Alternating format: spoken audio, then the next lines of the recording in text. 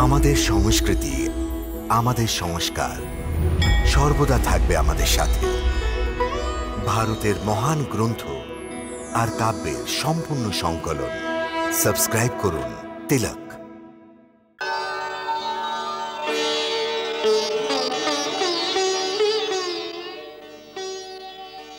বিলম্বের জন্য ক্ষমা চাই মুনিবর। মনের লালসাতেই তোমার দ্বারে এসেছি। না যোগী বাবা, আমি ওকে বাইরে আনতে পারি না। এই জন্যে আপনি এই ভিক্ষা গ্রহণ করে আমাকে ক্ষমা করুন।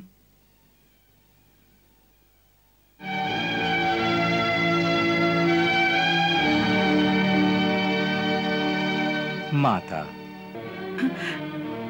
চাও তো এই মতিমানিক আমার থেকে নাও।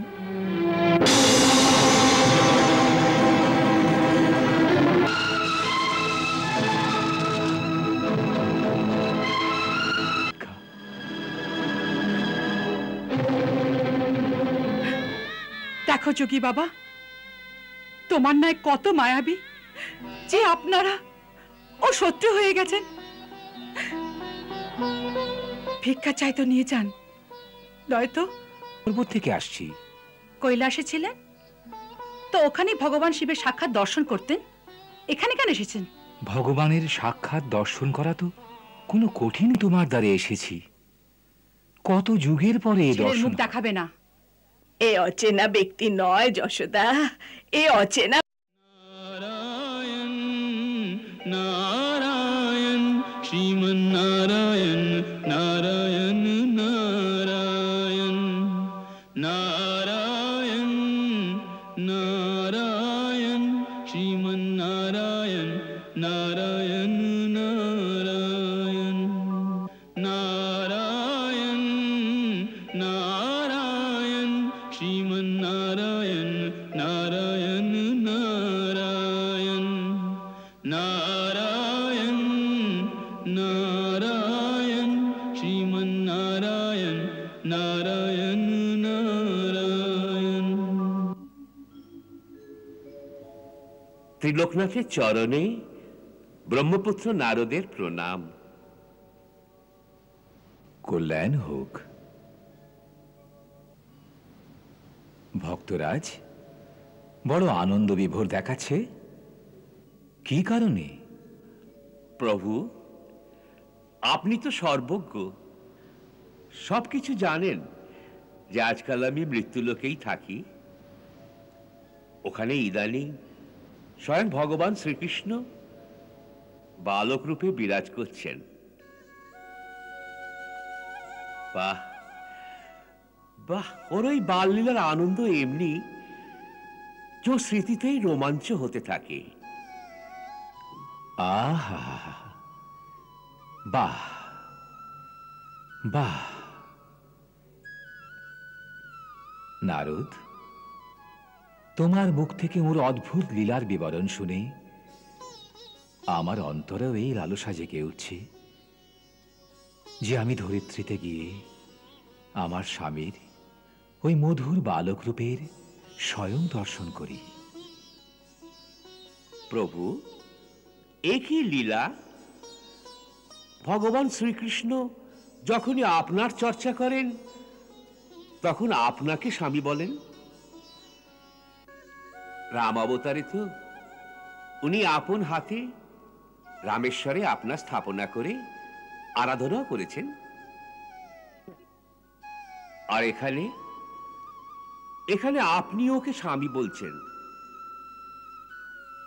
প্রভু, আপনারা দুজনে একই, তবুও দ্বৈত রূপ ধারণ করে কখনো একে অন্যের ভক্ত হয়ে যান, আর আবার স্বামীও। প্রভু, এই সম্বন্ধের ব্যাখ্যা করবার শক্তি শেষ, ব্রহ্মা, সরস্বতীর কারোর মধ্যেই নেই। সব কথার ব্যাখ্যা সম্ভব নয় নারদ। প্রত্যেক কল্পতে যখনই উনি এই অবতার ধারণ করেন তখন আমি ওর এই বালক রূপের দর্শন করতে অবশ্যই যাই, কারণ যে এই রূপে ওর দর্শন আর কখনো হতে পারে না।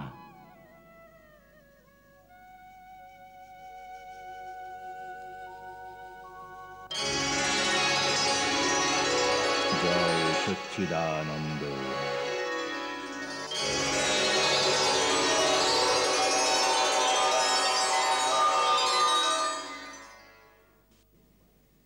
দেবী যোগমায়া,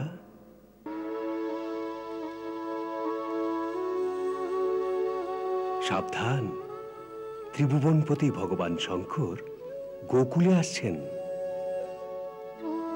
যথা আজ্ঞা স্বামী।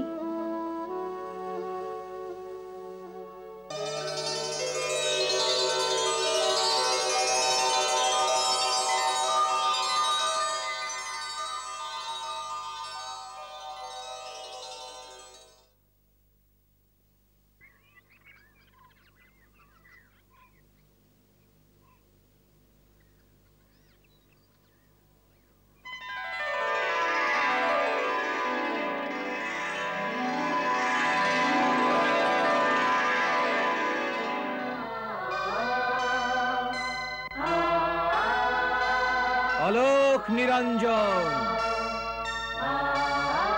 অলোক নিরঞ্জন, অলোক নিরঞ্জন।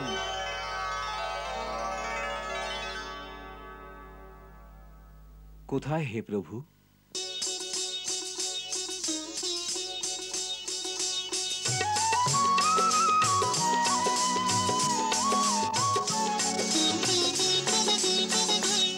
এক যোগী এলো রে যেবার, দেখারে দুলাল রে, ও মাতা দেখারে দুলাল রে। যিনি জগতে এ পালক সবার, তারে নয়নে যে বাঁধব এবার, দেখারে দুলাল রে, ও মাতা দেখারে দুলাল রে।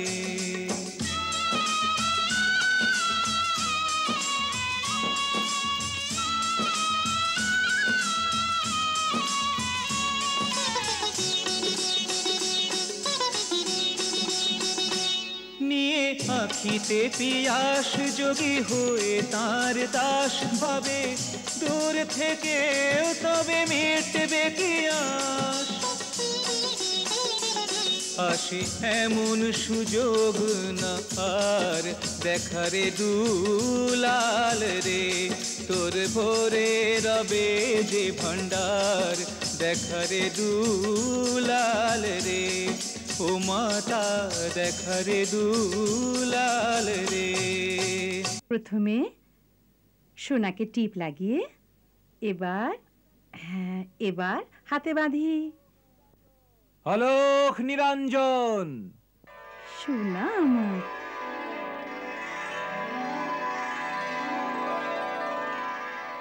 অলোক নিরঞ্জন,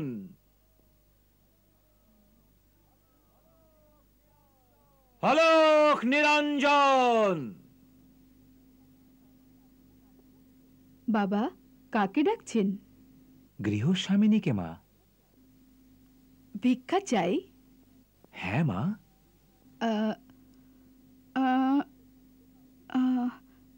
এখানে তো কাউকে দেখছি না। চলো আমার ঘরে, ওখানে তুমি ভিক্ষা পাবে। আমি তোমায় ভিক্ষা দেব। আপনি মা? হ্যাঁ, অন্ন, বস্ত্র, ধন সব কিছু তুমি পাবে। না মা, আমার এক নিয়ম আছে যে আমি একই দ্বারে গিয়ে অলোক জাগিয়ে থাকি। যদি ওই দ্বারে কিছু পেয়ে যাই তো ভালো, অন্যথা সেই দিন কোনো অন্য দ্বারে যাই না। হে ভগবান, তবে অভুক্ত থেকে যাবে? হ্যাঁ মা, যেমন প্রভুর ইচ্ছা। না না বাবা, আমাদের গ্রাম থেকে কোনো সাধু অভুক্ত চলে যায়, সে সারা গোকুলের জন্য লজ্জার বিষয়। বাবা, তুমি এখানে দাঁড়াও, আমি ভেতরে গিয়ে দেখি যশোদা রানী কোথায় আছেন। অলোক নিরঞ্জন,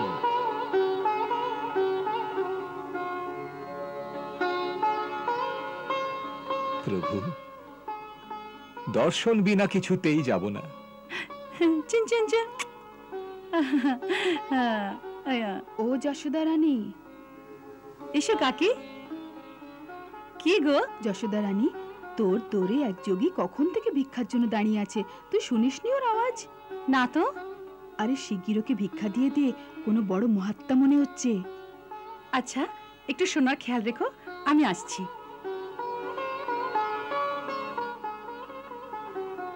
এমন যোগী আমি কখনো দেখিনি। ওর মুখের ওপর থেকে চোখ ফেরানো যায় না। কেন? আরে এত তেজ আছে ওর ললাটের ওপর, যেমন সূর্যের তেজ হয়। আর দেখো কত কড়া নিয়ম ওনার। যে দ্বারে ভিক্ষার জন্য গিয়ে দাঁড়ান, ব্যাস ওখানেই ভিক্ষা নেন, আর ভিক্ষা না পেলে অভুক্তই থেকে যান। কাকি, আটা, চাল, গুড়, ডাল, ঘি এসব কিছু নিয়েছি, 2-4 দিনের জন্য পর্যাপ্ত। চলো। আরে দক্ষিণার জন্য কিছু ধনও রেখে নে, বড় দিব্যমূর্তি, ওকে প্রসন্ন করে আশীর্বাদ পাবি। হ্যাঁ, দক্ষিণা তো আমি ভুলেই গিয়েছি, আনছি।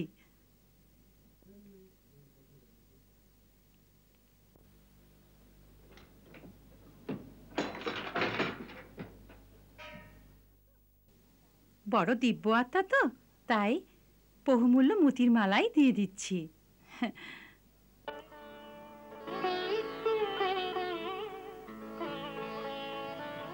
প্রভু, দর্শন দিতে এত সংকোচ? ধন্য ভাগ্য যে আপনি স্বয়ং সেবকের ঘরে পা রেখেছেন। সেবকের প্রণাম স্বীকার করুন। কে সেবক, কে প্রভু, তা নির্ণয় করার এ সময় নয়। এবার তো নিজের পরম ভক্ত জেনে আপনার বালক রূপের দর্শন করিয়ে দিন প্রভু। বালক রূপ তো এই সময় মাতা যশোদার কাছে বন্ধক রেখেছি, ওর কাছেই চান।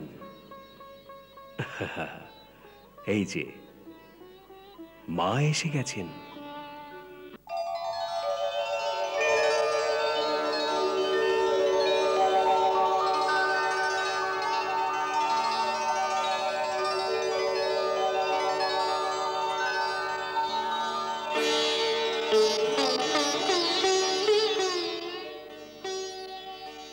বিলম্বের জন্য ক্ষমা চাই মুনিবর, আমি আমার বালকের সাথে ব্যস্ত ছিলাম। ধন্য তুমি, যার এই দিব্য বালকের সেবার সৌভাগ্য প্রাপ্ত হয়েছে। মাতা, আমাকেও ওই পরম দিব্য শিশুর দর্শন করাও। ক্ষমা করুন বাবা, এইমাত্র স্নান করিয়েছি ওকে। এই সময় ওকে বাইরে আনতে পারি না, ও ঠান্ডা হাওয়া লেগে যাবে। মা, হাওয়ার চলা না চলা যার সংকল্পের উপর নির্ভরশীল, তার জন্য এই বৃথা শঙ্কা কেন? ওকে একবার আমার কাছে নিয়ে এসো, আমি ওর দর্শনের লালসাতেই তোমার দ্বারে এসেছি। না যোগী বাবা, আমি ওকে বাইরে আনতে পারি না। এই জন্যে আপনি এই ভিক্ষা গ্রহণ করে আমাকে ক্ষমা করুন।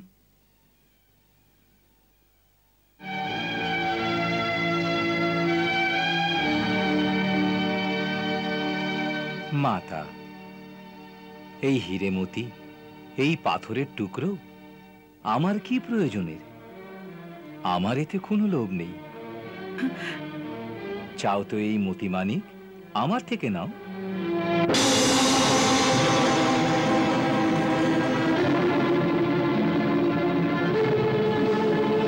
নাও, রাখো।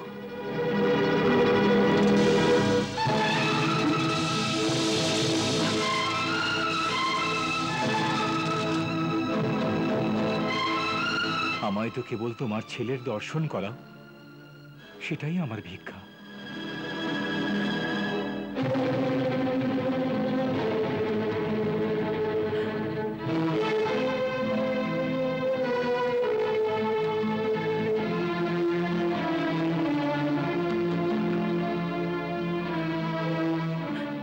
কাকি, এ কোনো আসল সাধু নন, কোনো মায়াবী।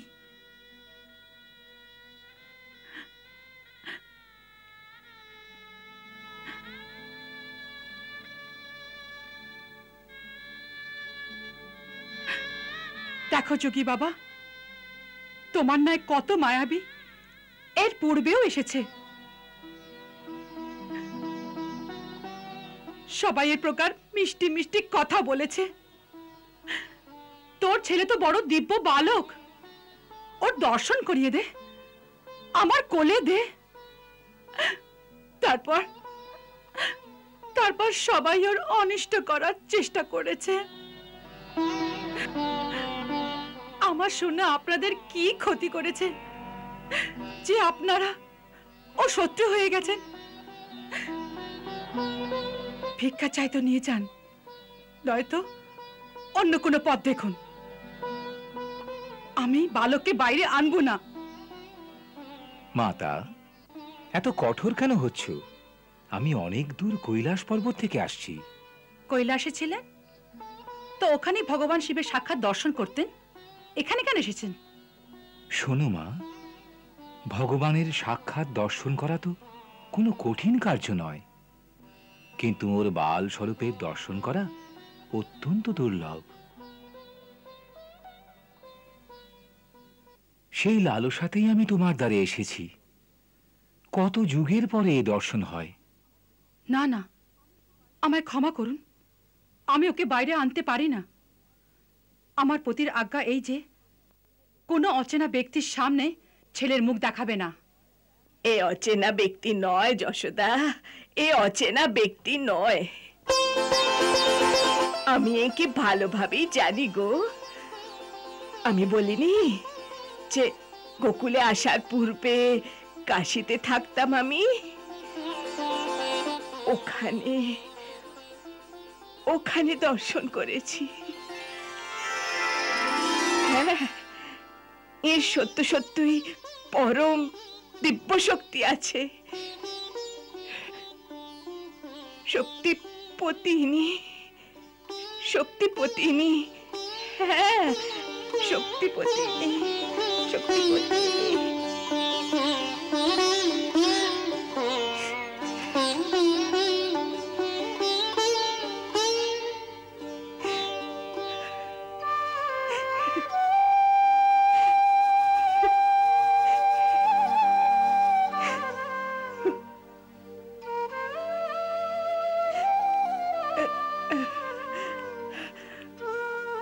যশোদা, যশোদা, একে একে ছেলের দর্শন করিয়ে দাও। যশোদা রানী, একে ছেলের দর্শন করিয়ে দাও। এর দর্শন পেলে তোর ছেলেও বড় প্রসন্ন হয়ে যাবে। হ্যাঁ,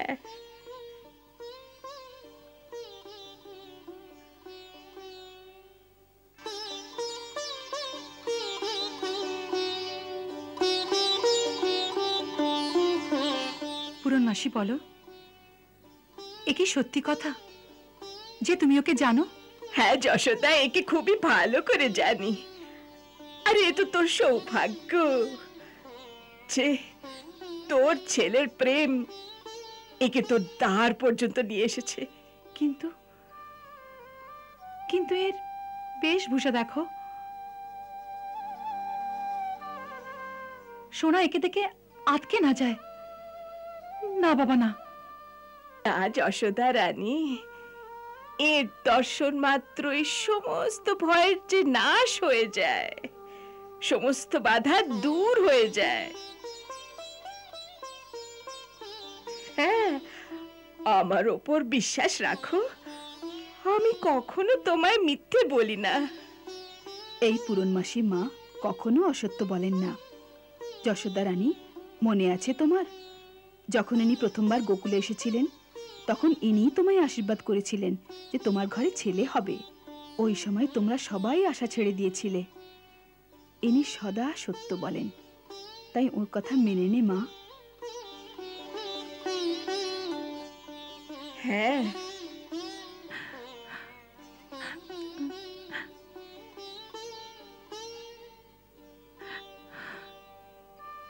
যা মা যা, যা ছেলেকে নিয়ে আয়। তবে তবে ছেলেকে আমি এর হাতে দেব না। আচ্ছা, ছেলেকে নিয়ে আয়, ইনি দূর থেকে আশীর্বাদ করবেন। যা যা যা, যা না মা। যা যশোদা।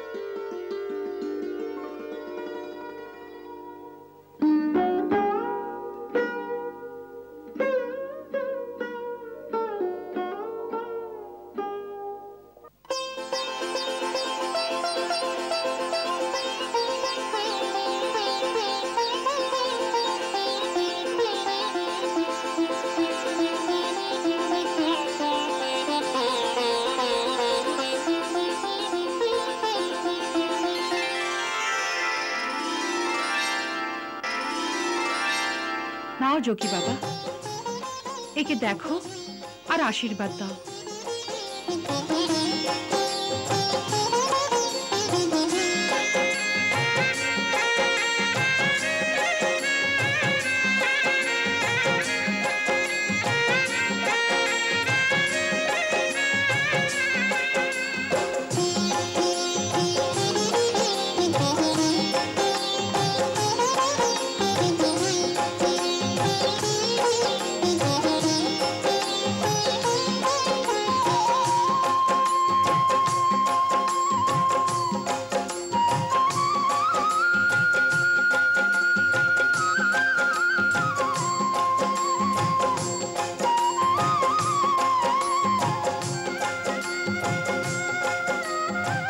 মাতা, আজ্ঞা হয়তো একবার এর চরণে মাথা ঠেকাবো। না না, একে আমি ছুতে দেব না। প্রথমে আপনার চরণ ধুলি তো দিন।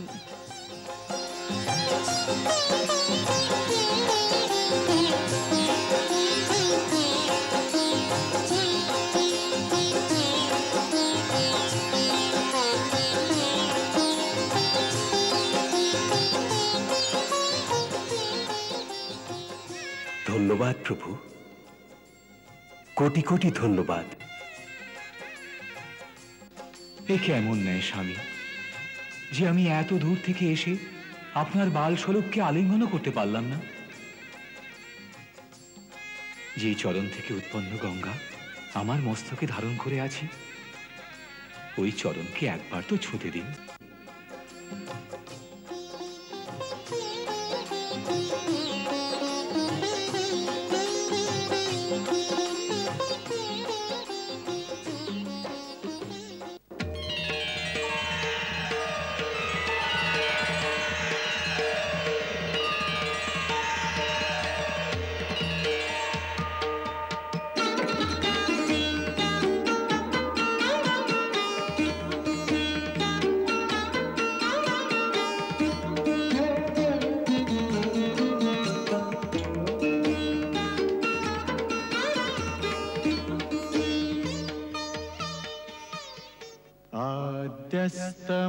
आद्यस्तमोङ्कार आकार रूपम् परात् परं सत्यपरं त्रिसत्यम् योगीश्वरो वा जगदीश्वरो वा तं कृष्णरूपं मनसा स्मरामि।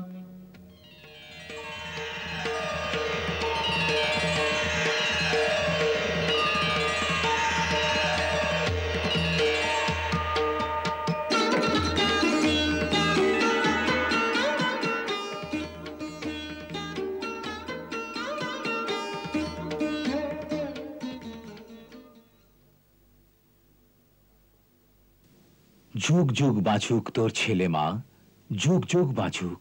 এই নয়নের ভরেছে পিয়াস নিরখিনু দুলাল রে, আজি মনে জাগে রে আশ্বাস নিরখিনু দুলাল রে, ও মাতা নিরখিনু দুলাল রে। যোগী বাবা, আপনার ভিক্ষা তো নিয়ে যান।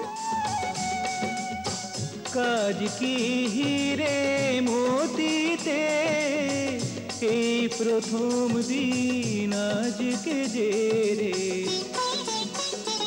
যোগী হয়েছে মালামাল নিরখিনু দুলাল রে, আজি হয়েছি মালামাল নিরখিনু দুলাল রে, ও মাতা নিরখিনু দুলাল রে।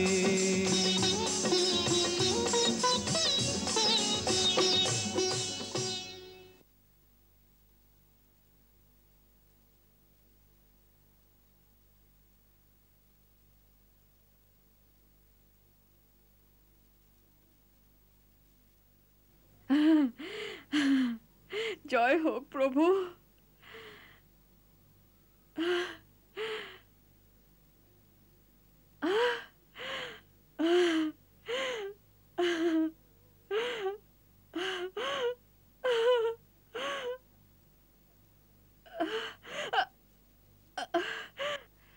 জয় হোক প্রভু, তোমার লীলা অপার। জয় হোক।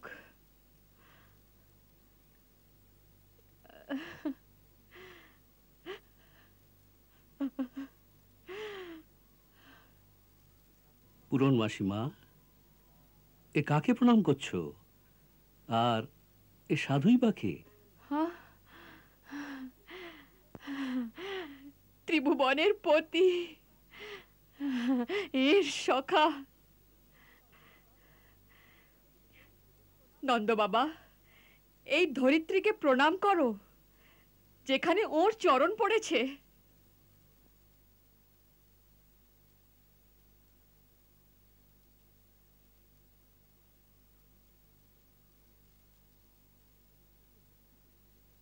প্রভু, উনি তো সত্যিই দেবতা ছিলেন। তুই কে রে? তোকে দেখতে কখনো রাক্ষস আসে, কখনো দেবতা। বল না, তুই কে?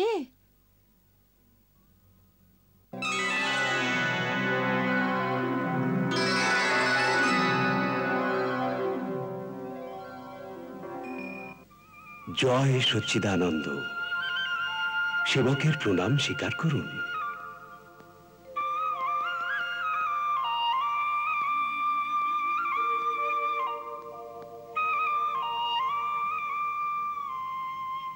এত বিনম্রতা, আজ কি ব্যাপার নাথ?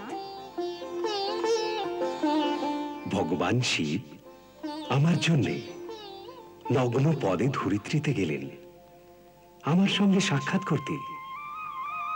এ এক এমন ঋণ রাধা, যা আমি কখনো পারবো না শোধ করতে।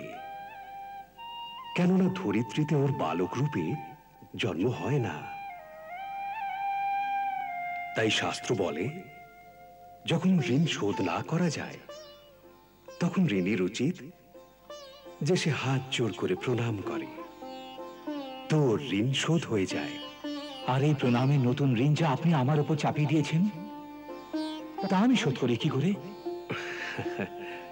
এর হিসেব রাখা তো আপনারই কাজ প্রভু। আমি তো আপনার প্রেমিক ভক্ত, আর আপনি জানেন যে প্রেমিক আর ভক্ত দুজনেই হিসেব রাখতে জানে না।